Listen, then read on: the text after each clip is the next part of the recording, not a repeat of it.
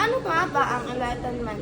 Ito ay ang panahon na ang mga tao ay namumulat sa katotohanan sa kanilang kapaligiran tulad ng kaalaman sa siyensya, arkitektura at maging sa politika.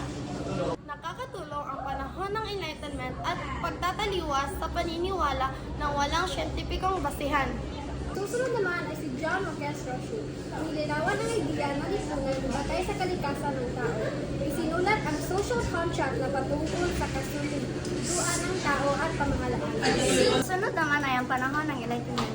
Ang ambag ng mga intelektual na ito ay nagsilbi ng pundasyon ng mga modernong ideya may kinalaman sa pamahalaan, edukasyon, demokrasiya at maging sa sining.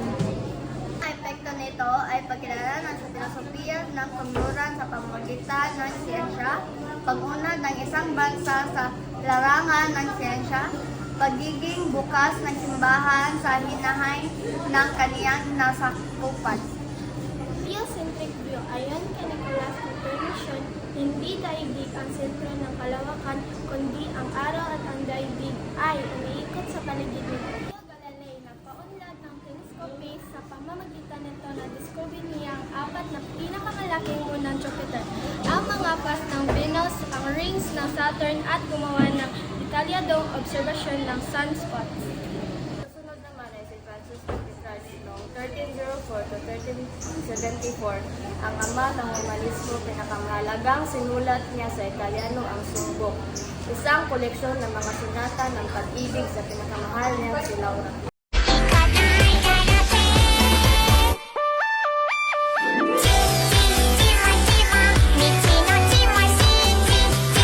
Ano nga ang panahon ng Enlightenment? Ano nga ba ang Enlightenment? Ito ay ang panahon. Ang susunod naman ay si John Marquez Rothschild. Sunod naman ay ang panahon ng Enlightenment. Galileo Galilei napaunlad ng telescope sa pamagitan ng Susunod naman ay si Francisco Petrarch noong 1304.